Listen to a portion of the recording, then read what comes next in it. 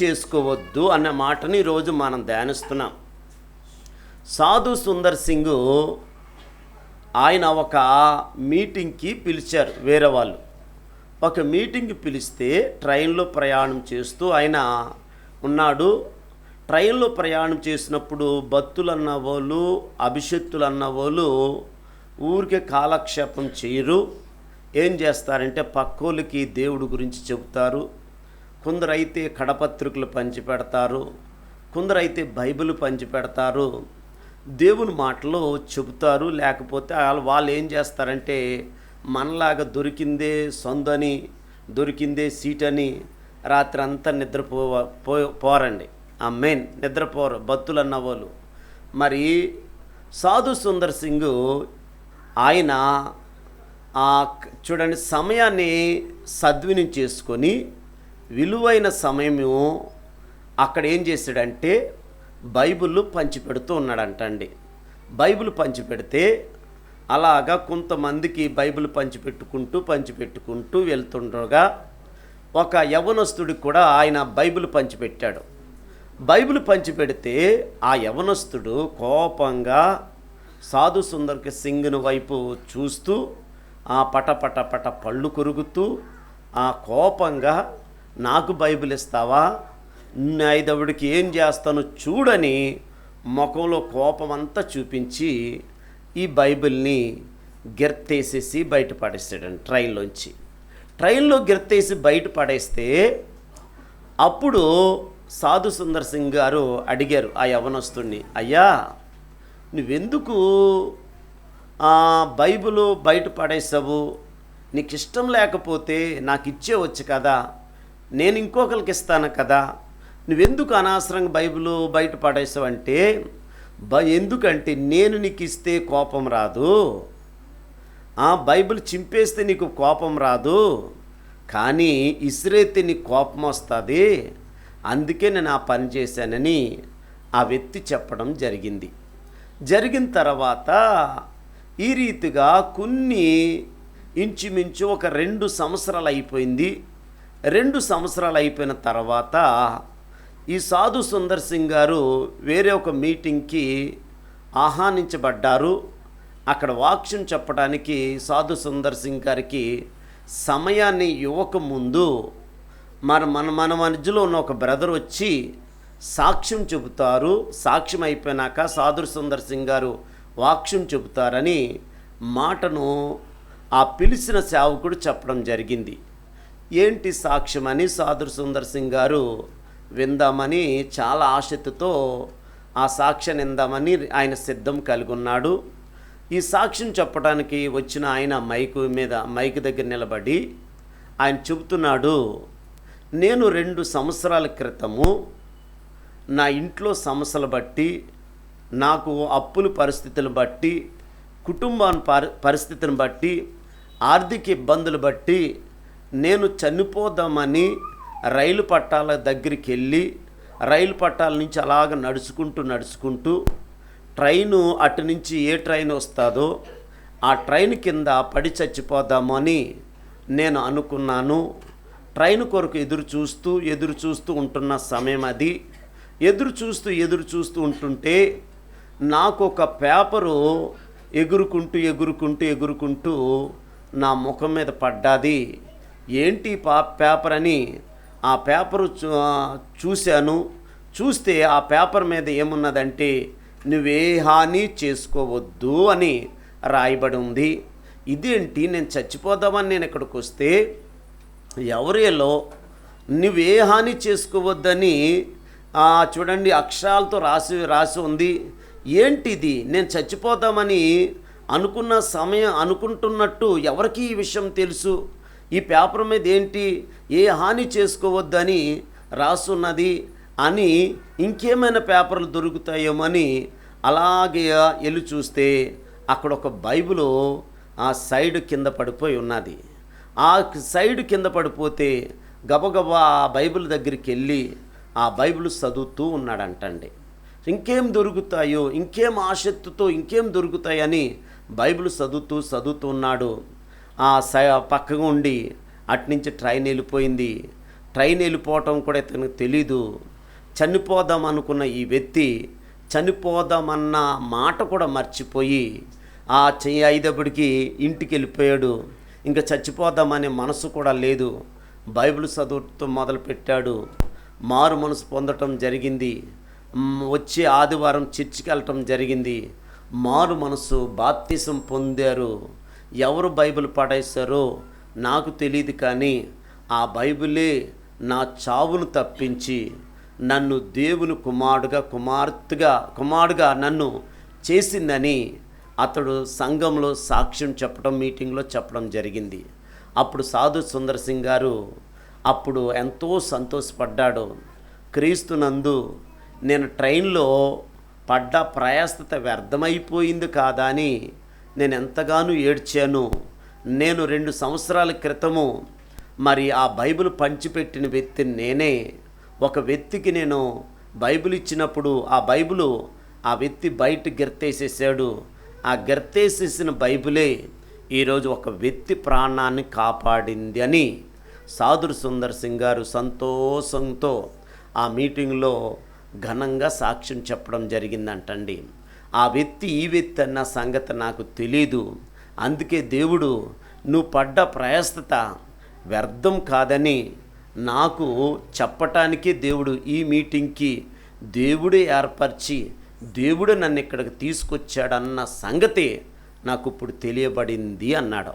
అందుకని మీరు ఉపవాసాలు ఉంటున్నారు, కన్నీళ్లు కారుస్తున్నారు, ఏడుస్తున్నారు, అగో వేదన కలిగి ఉన్నారు, ఎంతో ఏడుస్తున్నారు. మీ వేడుపు వ్యర్థం కాదు, మీ కన్నీరు వ్యర్థం కాదు. మీరు కార్చిన కన్నీరంతా పరలోక బుడ్డిలో దేవుడు దాచిపెట్టాడు. విస్తారమైన ఆశీర్వాదం అనే పంట, విస్తారమైన దీవెనమనే పంట, విస్తారమైన సమృద్ధి అనే పంటను నువ్వు కోసుకుంటావు. క్రీస్తునందు ఈ ఉపవాసాలు ఉంటున్న మీరు, దేవుని సన్నిధికి వచ్చిన మీరు వ్యర్థం కాదని పరిశుద్ధాత్మ దేవుడే స్పష్టంగా నీతో మాట్లాడుతున్నాడు. అయితే అక్కడ పౌలు శీలలు ఏం చేశారంటే అర్ధరాత్రి వరకు దేవుని సన్నిధిలో వారు కనిపెట్టుకొని అర్ధరాత్రి అయ్యింది. అర్ధరాత్రి అయిన తర్వాత ఈ పౌలు శీల ఆ నిద్రపోకుండా వాళ్ళు మెలుకు కలిగి ఉండి దేవుని స్తుతిస్తున్నారు, పాటలు పాడుతున్నారు, ప్రార్థన చేస్తున్నారు. అదే రాత్రి అర్ధరాత్రి అందరూ నిద్రపోయే రాత్రి, మెలుకు కలిగి ఉండరు. కానీ పౌలు శీలలు కూడా మెలుకు కలిగి ఉండే సమయం కాదు. వారు ఒళ్ళంతా చిట్లిపోయింది, వారు ఒళ్ళంతా దెబ్బలు కొట్టారు. అయినా కానీ వారు దెబ్బల మీద చూడలేదు, కానీ వారు దేవుడి వైపు చూశారు. ఈ రాత్రి నువ్వు ఉపవాసం ఉండి ఏడుస్తున్నావు కదా, నీ అప్పుకి దేవుడు ఖచ్చితంగా మార్గం తెరిచాడు. నువ్వు ఇల్లు కొనుక్కోవాలని ఏడుస్తున్నావు, నీ దేవుడు ఖచ్చితంగా ఇల్లు ఇస్తాడు నీకు. నా భర్తను మార్చాయని ఏడుస్తున్నావు, ఖచ్చితంగా నీ భర్త మారతాడు. దేవుడు ఒక్కొక్క హృదయాన్ని ఈ రాత్రి దేవుడు చూస్తూ మాట్లాడుతున్నాడు. ఆయన చూడండి, దేవాతి దేవుడు ఎంత మంచి దేవుడు అంటే, ఎంత జాలి కలిగిన దేవుడు అంటే, మన దేవుడు ఈ లోకంలో ఉన్న మనుషులు డబ్బున్న వారి పక్కనే నిలబడతారు, ధనికుల పక్కనే నిలబడతారు, పేరున్న వాళ్ళ పక్కనే నిలబడతారు, కొంచెం పలుకుబడి ఉంటే నిలబడతారు, కొంచెం అవసరం ఉంటే ఇంకా నిలబడతారు. కానీ నా దేవుడు పేదవాళ్ళ పక్కన, ఏ దిక్కు తోచని వారి పక్కన నిలబడే దేవుడు. అందుకే చూడండి, అబ్రహాము శారా ఇంట్లో నుంచి దేవుడు ఇంట్లో నుంచి వేలో గెంటేస్తే దేవుడు పేదవరాలైన ఆగరు పక్షంగా దేవుడు నిలబడ్డాడు. ఈరోజు నీ పక్షంగా, మనందరి పక్షంగా, మన అవసరతల పక్షంగా, మన కుటుంబ పక్షంగా దేవుడు నిలబడి చూపించే దేవుడి దగ్గర నువ్వు ఉన్నావు. సామాన్యమైన దేవుడు కాదు. భయపడుతున్నంటనే భయపడొద్దు, దిగులు పడుతున్న సమయంలో దిగులు పడొద్దు, వేదన కలిగినప్పుడు వేదన పడొద్దు. నేనున్నాను, సమస్యలన్నీ మార్చే దేవుణ్ణి, మీ పక్షంగా నేనున్నానని దేవుడే ఈరోజు నీతో మాట్లాడుతున్నాడు. అయితే ఈ పౌలు శీలలు మనం చూడండి. పౌలు శీల ఏం చేశారంటే రాత్రంతా చూడండి అర్ధరాత్రి వరకు వీళ్ళు కనిపెట్టుకొని అర్ధరాత్రి ఏం చేస్తున్నారు వాళ్ళు, అయ్యో ఒరే నా కాళ్ళు నొక్కురా, నా ఐదవుడికి నేను తట్టుకోలేకపోతున్నాను నొప్పులు, చూడు నన్ను ఎంత కొట్టారు, వీళ్ళు ఎంత కొట్టారు, వీళ్ళ మంచోళ్ళు కాదు, వీళ్ళంతా దుర్మార్గులు ఇంకొకరు లేరు, వీళ్ళ మంచోళ్ళు కాదు, వీళ్ళ కొరకు మనం ప్రార్థన చెయ్యొద్దు అన్నట్టు పౌలు శీల అనలేదు. అన్నారా? అన్నట్టు ఎక్కడ రాయబడలేదు, అనలేదు కూడా. అలా దెబ్బల వైపు చూడలేదు కానీ, గాయాల వైపు చూడలేదు కానీ, కారుతున్న రక్తం వైపు చూడలేదు కానీ, వీళ్ళు యేసయ్య వైపు చూస్తూ ఉన్నారు. ఆమేన్. నేను అంటాను, మీకు వచ్చే శ్రమల వైపే మీరు చూస్తున్నారు.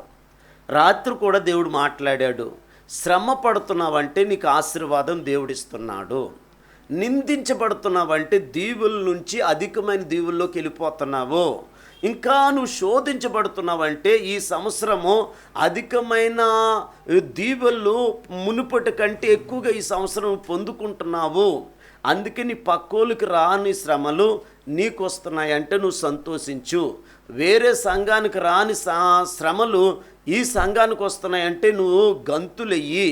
ఎందుకు? దేవుడు ఎక్కడుంటాడో అక్కడే శ్రమల గుండా దేవుడు తీసుకుని వెళ్తాడో. ఆమేన్.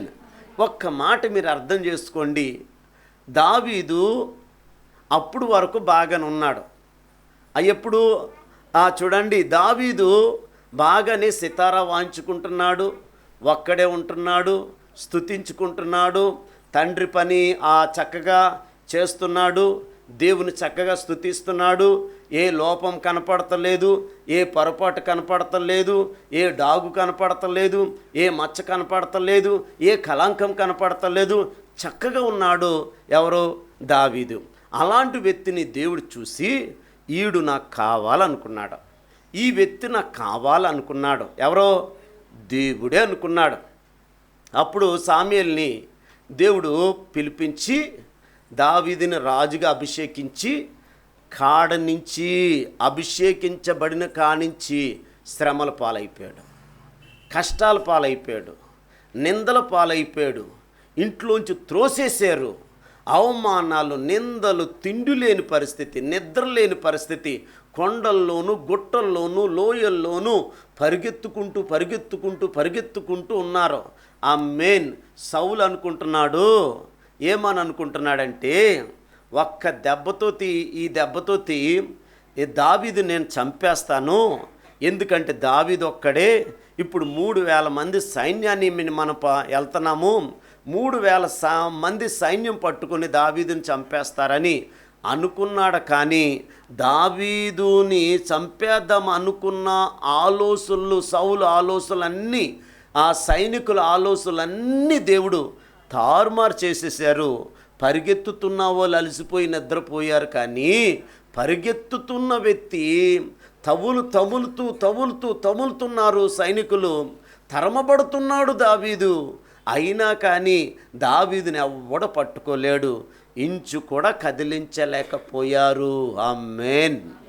అందుకే నా దేవుడు నీకు ఒక్క శ్రమ వచ్చిందంటే దాన్ని బట్టి నువ్వు ఆలోచించుకో, ఏదో ఒక గొప్ప కార్యం చేస్తున్నాడు.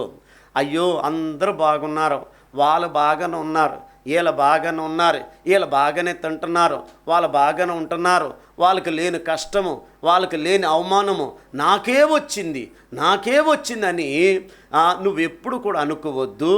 వాళ్ళకి రాని కష్టం, నీకు నష్టము, అవమానం, నింద నీకెందుకు వచ్చిందంటే నీ దేవుడు అందరికంటే నిన్ను పైగివాడిగా చేయబోతున్నాడు. అందరికంటే నిన్ను ఉన్నతమైన స్థానంలో దేవుడు నిలబెట్టడానికే చూడండి, నీ వేళ్లకు, నీ చేతులకు, నీకు యుద్ధం అనే అనుభవము నీకు నేర్పిస్తున్నాడు, ఇంకా నేర్పిస్తాడు. నీకు ఎంత నేర్చుకుంటావో నా దేవుడు అంత నీకు నేర్పించటానికి నా దేవుడు నీకు సిద్ధం కలిగి ఉన్నాడు. ఆయన నేర్పిస్తున్నప్పుడు సొనుక్కోకు, గొనుక్కోకు. ఆడు అలా కొట్టాడు, వాడి చేతులు పడిపోనుగాక, ఈడు చేతులు పడిపోనుగాక, ఆమె నోరు చూడు, అది నోర తాటిపట్ట అని కొంతమంది సిస్టర్ల డైలాగులు వదులుతారు. యేసు నామంలో అలాంటి డైలాగులు మానేసేయండి. ఆమేన్. తిట్టుకున్న వాళ్ళు తిట్టుకునివ్వండి, అవమానాలు పరిచే వాళ్ళని అవమానాలు పరచుకోండి, ఏళ్ళం చేసే వాళ్ళని ఏళ్ళం చేయనివ్వండి, నిందలు వేసేవారు నిందలు వేయండి. ప్రభా, వాళ్ళు నిందలేసినందుకు, వాళ్ళు అవమానపరిచినందుకు, ఈరోజు నన్ను ఇలా అన్నందుకు, నన్ను అలాగన్నందుకు నీకు కృతజ్ఞత, స్తుతులు స్తుతులు స్తుతులు స్తుతులు స్తుతులు, స్తోత్రం స్తోత్రం స్తోత్రం. అలాగా వారిని బట్టి నువ్వు స్తుతించడం నేర్చుకో. ఆమేన్. దావీదును అంచెంచులుగా దేవుడు పైకి తీసుకెళ్ళిన నీ దేవుడే నిన్ను పైకి తీసుకెళ్ళిపోతున్నాడు. ఆమేన్. అస్సలు జంగపోడు అర్ధరాత్రి వస్తాడు, మీకు తెలుసు కదండి. పగలొస్తాడా రాత్రి వస్తాడా? అందరూ పడుకునేటప్పుడు వస్తాడు. ఆమేన్. టంగా టంగా టంగా టంగా టంగా టంగా టంగా గంట కొడుతూనే ఉంటాడు. 5 అడుగు హౌ హౌ హౌ అని కుక్కలు మురుగుతూనే ఉంటాయి. ఆమేన్. మురుగుతుంటే వెనక చూసి ఒక కుక్క కరుతుందని చూస్తాడా? చూడ్డం. నేను అంటాను, నా దేవుడు నీతో మాట్లాడుతున్నాడు, నా దేవుడు నిన్ను దర్శిస్తున్నాడు. నిన్ను మురిగే ఏ కుక్క కూడా నిన్ను కరవదు. మురిగే కుక్క ఏది కరవదు. నీకు వచ్చే కష్టాలు నష్టాల వైపు నువ్వు చూడకో, దేవుడి వైపు చూడు, దేవుడి మీద ఆధారపడు, దేవుడి మీద ఆనుకో. ఈ సంవత్సరం దేవుడు నిన్ను గొప్పగా దేవుడు దీవించబోతున్నాడు. అయితే పౌలు చూడండి, శీల ఇద్దరు ఉన్నారు. నన్ను అలా కొట్టేశారు అనలేదు, వాళ్ళ దగ్గర పౌలుతో అనలేదు. శీలతో పౌలు అనలేదు, నీకంటే నన్ను బాగా కొట్టారు చూసావా అని అనలేదు. ఆమేన్. వీళ్ళిద్దరిని కొట్టినందుకు దేవుని స్తుతిస్తున్నారు. అలా మనమైతే ముసుకేసి పడుకుంటామో. చిన్న జ్వరం వస్తే ముసుకేసి పడుకున్న వాళ్ళు ఉన్నారు, చర్చి మానేస్తున్నారు. చిన్న కడుపు నొప్పి వస్తే చర్చి మానేస్తున్నారు, చిన్న పని వస్తే చర్చి మానేస్తున్నారు, చిన్న ఇబ్బంది వస్తే చర్చి మానేస్తున్నారు. పాస్టర్ గారు ఇలా అంటే మానేసిన వాళ్ళు కూడా ఉన్నారు. వీళ్ళు ఎంత మంచి వాళ్ళు ఒకసారి చూడండి. హల్లెలూయా, హల్లెలూయా. ఎప్పుడన్నా నా దేవుడు నీతో చెబుతున్నాడు, నన్ను గర్దించమని అడుగు. గర్దిస్తే దేవుడు ఉన్నట్టు, నిన్ను గర్దించకపోతే నువ్వు దేవుడికి ఇష్టం లేనట్టు. అర్థమవుతుందా? అందుకే దేవుడు నన్ను ఇంకా గర్దించమని అడగాలి. ఆమేన్. అందుకే ఒక మాట, రేపటి నుంచి పో, ఇక్కడ రాకో అని అన్నాను అనుకో, పాస్టర్ గారు నన్ను పొమ్మన్నాడు, నేను ఇంకో చర్చ చేసుకుంటానంటారు. ఆమేన్. ఇలాగే దేవుడు కూడా ఏమన్నాడు తెలుసా?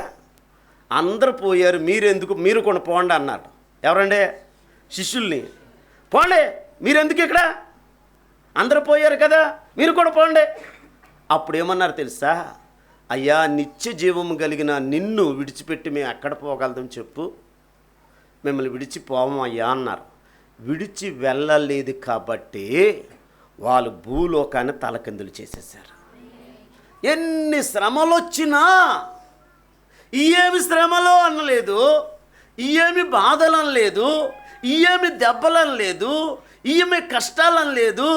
ఏంటి ప్రభా, నిన్ను నమ్ముకున్నందుకు ఇదిగో మా ఈ పంత చీల్చబడ్డది, దున్నబడ్డది, ఏంటి నాయన అని అనలేదు వాళ్ళు. ఆమేన్. నేను అంటాను, ఇదిగో శరీరం నీది కాదు, ప్రాణం నీది కాదు, నీదేది నీది కాదు, ఇదంతా నా దేవుడిది. ఆమేన్. అందుకని ఇప్పుడు పౌలులో ఉన్న ఆత్మ ఈరోజు సంఘం మీద, అందరి మీద అదే ఆత్మ నిలబడాలి. శీల మీద ఉన్న ఆత్మ, అదే ఆత్మ నీ మీద నిలబడాలి, నా మీద నిలబడాలి, అందరి మీద నిలబడాలి. అందరి మీద నిలబడితే వాళ్ళు పౌలు శీల ఎలా నిలబడ్డారో దేవుడి దగ్గర నువ్వు కూడా సంఘంలో అదే రీతిలో నిలబడిపోతావు, అదే రీతిలో నిలబడిపోతావు. అందుకే ఏలో జాగ్రత్త ఆలకించండి. పరిశుద్ధాత్మ దేవుడు స్పష్టంగా మాట్లాడుతున్నాడు. ఏమని మాట్లాడుతున్నాడంటే, వీళ్ళు అర్ధరాత్రి లేచి ప్రార్థన చేస్తున్నారు. ఆమేన్. అందుకే నీకు నిద్ర పట్టలేదు అనుకో, అటు దొల్లొద్దు ఇటు దొల్లొద్దు, ఎందుకు ఇటు దొలుతున్నా అంటే చెప్పనా, ఇంకా పడుకోవాలనే ఆసక్తి శరీరానికి పుడుతుంది. లేచి యేసునామములో నిద్ర పడతలేదు. మోకాళ్ళేసి ప్రార్థన చేద్దాం, మోకాళ్ళేసి ప్రార్థన చేద్దాం, దేవుని స్తుతిద్దాము, దేవుని గనపర్దాము. ఇంట్లో వాళ్ళందరూ నిద్రపోతుంటే యేసునామములో మనము దేవుని సన్నిధిలో మెలుకు కలిగి ప్రార్థన చేద్దాం. దినకరం గారంట ఇంట్లో వాళ్ళు చూడండి, పిల్లలు ప్రార్థన చేసి నిద్ర వెళ్ళిపోయి పడుకుండేవారంట. ఆ ఇంట్లో వాళ్ళందరూ ప్రార్థన చేసి వెళ్ళిపోయి నిద్రపోయేవారంట. కానీ దినకరం గారు ఒక్కరే దేవుని సన్నిధిలో హాల్లో తన ఇంట్లో ప్రార్థన చేస్తూ అలాగే దేవుని స్తుతించుకుంటూ ప్రార్థన చేస్తూ దేవుని గణపరుచుకుంటూ దేవుని మహింపరుచుకుంటూ దేవుని హెచ్చించుకుంటూ ఉంటుండగానే ఇతని శరీరము ఇక్కడే ఉండేది, ఇతని ఆత్మ పరలోకం వెళ్ళిపోయేదంటండి. పరలోకం వెళ్ళిపోయి పౌలుని శీలను చూసిందంట. ఆమేన్. యోనాను చూసిందంట. పరలోకము బంగారు వీధులు చూశాడంట. ఆమేన్. ఇతని బాడీ ఇక్కడే ఉంది, ఆత్మ పరలోకం అంతా చూసి వచ్చేసేదంటండి. ఆమేన్. అలాగే మనం కూడా అలాగుండాలండి. రాత్రి నిద్ర కొరకు పుట్టలేదు, దేవుని స్తుతించటానికి పుట్టామనేది నువ్వు నేర్చుకోవాలి. దేవుడు ఆత్మనితో మాట్లాడుతున్నా. ఇప్పుడు అర్ధరాత్రి ఎంత నిద్రపోతారండి. ఆమేన్. హల్లెలూయా. ఇప్పుడంటే దేవుడు కృపను బట్టి కరెంట్ రైన్లు వచ్చినాయి, సౌండ్ ఉండదండి. ఉంటుందా? కరెంట్ రైన్కి అస్సలు సౌండ్ ఉండదు. ఇంతకు ముందు ఇంకొంచెం ముందుకెళ్తుంటే డీజిల్ బండి వచ్చినాయి. ఆ డీజిల్ బండి అంటే ఇంకొంచెం సౌండ్ ఉంటుంది. కానీ అంతకుముందు బొగ్గు బండ్లు ఉండి ఆమేన్, ఆ ఊరు వినపడేది. ఆమేన్. హల్లెలూయా. కొందరు పడుకుంటే ఊరు మన ఆ కుటుంబం మొత్తం పడుకున్నాడని తెలియపరుస్తారు అలా. ఆమేన్. హల్లెలూయా. ఒరే నీ పక్క నేను పడుకోనరా, రాత్రి నిద్ర పెడతలేదు నీ పక్కన. ఎందుకు నిద్ర పడతలేదంటే ఏమంటారండి? గురక. హల్లెలూయా, హల్లెలూయా. అంటే నేను ఎందుకు ఈ మాట చెబుతున్నానంటే, అంత తృప్తిగా నిద్రపోతాము రాత్రిపూట. నేను అంటాను, అంత తృప్తిగా దేవుళ్ళో గడపటానికి ప్రయత్నం చేయండి. దేవుని ఆత్మ నీతో మాట్లాడుతున్నారు. ఈ పౌలు శీల ప్రార్థన చేసినప్పుడు ఏమో జరిగిందంటే, భూకంపం వచ్చింది, ఖైదీలందరి బంధకాలు యేసునామములో తెంపబడ్డాయి. ఇప్పుడు మనం ఏం చేయాలి? దేశం కొరకు ప్రార్థన చేయాలి. దేశంలో ఉన్న చూడండి, ప్రతి ఒక్కరూ బంధకాల నుంచి తెంపబడాలి, కట్లు నుంచి తెంపబడాలి, దేవునికి కుమారులుగా కుమార్తెలు అయిపోవాలి, దేవుని సొత్తు అయిపోవాలి, దేవునికి ఇష్టలైపోవాలి, దేవుని ఆత్మలో గంటలు ప్రార్థన చేసి వారిగా మనం ఉంటాము. మనము అర్ధరాత్రి మనం ప్రార్థన చేస్తే ఇంట్లో అందరి కట్లు దేవుడు తెంచేస్తాడు. ఆమేన్. దేవుడు ఆత్మ మన ఇంట్లో దిగిపోతుంది. దేవుడు గొప్ప కార్యాలు జరుగుతాయి. వాళ్ళు ప్రార్థన చేసినప్పుడు ఏం జరిగింది? ఒకటి భూకంపం వచ్చింది, రెండోది అందరి కట్లు తెంపబడ్డాయి. తెంపబడితే జైలు అధికారి కత్తి తీసుకొని, ఇప్పుడు నా పై అధికారి నేనేం చెప్పాలి? ఖైదీలందరూ పారిపోయారు, ఇప్పుడు ఏం చెప్పాలనుకుంటే కత్తి తీసుకొని చచ్చిపోదాం అనుకున్న టైంలో పౌలు అన్నాడు, నువ్వే హాని చేసుకోవద్దు. ఈరోజు వాక్యదానం ఏంటండి? నువ్వే హాని చేసుకోవద్దంటే ఇప్పుడు మనం ఏమంటామంటే, వీడు నన్ను కొట్టాడు, వీడు చావాలి. ఎవరు చావాలి? సిస్టర్లో 2 చేతులు పైకి ఎత్తండి మీకే, బ్రదర్లో 2 చేతులు పైకి ఎత్తండి మీకే. హల్లెలూయా, హల్లెలూయా. మీరు జ్ఞాపం చేసుకోండి, ఒకప్పుడు ఏమన్నారో, అది చావాలి, అది చావాలి, అది చావాలి. ఆమేన్. ఇదిగో ఒకప్పుడు నీ కోపంగా ఉన్న వాళ్ళందరూ ఆడు చావాలి, ఈడు కాలు పడిపోవాలి, ఈడు ఏలు పడిపోవాలి, ఈడు నన్ను ఎంత మాట అంటాడా, నన్ను అంత మాట అంటాడా. ఆమేన్. అన్న ఓలుమే ఇక్కడ చాలామంది. హల్లెలూయా, ఆమేన్. ఇక్కడ ఉన్న వాళ్ళందరము అలాంటి బ్యాచ్యే. ఆమేన్. అందుకే సిస్టర్లో గట్టిగా అన్నాను, అంతకంటే బ్రదర్లు ఇంకా గట్టిగా అన్నాను. ఆమేన్. హల్లెలూయా. ఇప్పుడు ఇంతకు ముందు ఉన్న వాళ్ళం కాదు, యేసయ్య లాంటి వాళ్ళము దేవుడు మనం మార్చాడు. అందుకే పరిశుద్ధాత్మ దేవుడు నీతో మాట్లాడుతున్నాడు. ఆమేన్. అందుకే పరిశుద్ధాత్మ నడిపింపులో మనం ఉన్నాము.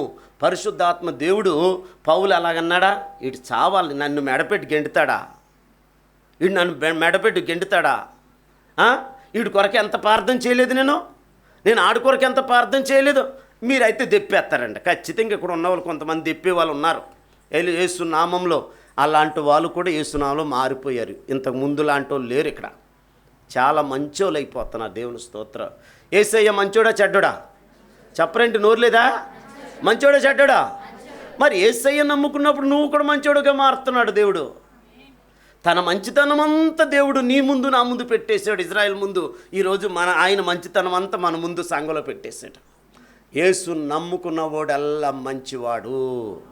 యేసు నమ్ముకున్నవాడల్లా ఇతరులకి క్షేమకరంగా, ఇతరుల మేలుకరంగా, దేశానికి మేలుకరంగా, రాష్ట్రానికి మేలుకరంగా, కుటుంబానికి మేలుకరంగా, గ్రామానికి మేలుకరంగా, సంఘానికి మేలుకరంగా మార్చబడుతున్నాడు. అలాంటి మార్పు ఎవరు తీసుకొచ్చారు? నా దేవుడే తీసుకొచ్చాడు. నీ వల్ల, నా వల్ల, అందరి వల్ల, ఎవరి వల్ల అది జరగని పని నా దేవుడి వల్ల అయిపోయింది. ఇప్పుడు పౌలు శీలలో ఏమన్నా చచ్చిపోతుంటే ఇంకా చావురు నాయన అన్నాడా? అనలేదు.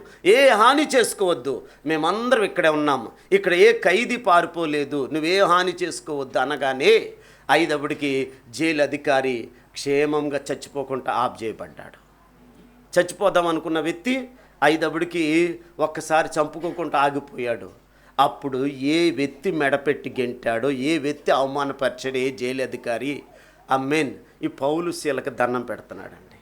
అయ్యా మీరెంత మంచోళ్ళు ఇంకొకరు లేరయ్యా, ఇంతమంది ఈ స్టేషన్కి వచ్చారు, ఇంతమంది ఈ స్టేషన్కి, ఈ జైల్లోకి ఎంతోమంది వచ్చారు, మీలాంటి మంచోళ్ళు ఎవ్వరు లేరయ్యా అన్నాడు. అమ్మేన్. క్రైస్తవుడు అంటే ఎవరో? మంచోడా చెడ్డోడా? మంచోడా చెడ్డోడా? మంచోడు. అమ్మేన్. హల్లెలూయా. అలాంటి మంచితనం నీ ద్వారా నా ద్వారా రాలేదు, నజరేయుడు యేసు నామంలోనే వచ్చింది. యేసే ఆ మంచితనం అంతా మనకిచ్చాడు. మనందరము మంచి వాళ్ళుగా మార్చింది మన దేవుడు. ఇంకా మన మంచితనం అంతా మన చుట్టుపక్కల వాళ్ళకి, మన ఇరుగు పొరుగు వారికి, మన సంఘానికి, మన ప్రాంతాలకి, మన చుట్టుపక్కల వాళ్ళకి, మన ఇరుగు పొరుగు వారికి అంటే మా ఆయన ఎలా మారిపోయాడు చూడండి బాబా అని చెప్పాలి. హల్లెలూయా, హల్లెలూయా. మా భార్య ఎలా మారిపోయిందో చూడండి బాబా, మా తమ్ముడు ఎలా మారిపోయాడో చూడండి బాబా, మా అత్తగారు ఎలా మారిపోయిందో చూడండి బాబా, మా కోడ ఇన్నాళ్ళ కోడలు రాలేదు, అయ్యి బాబు మా కోడలు మారిపోయింది, మా అత్తగారు మారిపోయింది, మా అన్నదమ్ములు మారిపోయింది. ఇలాంటి సాక్ష్యాలు మనం త్వరలోనే విందుముగాక. ఆమేన్. అందరు కళ్ళు మూయండి. ప్రభువా నాయన నీకే కృతజ్ఞత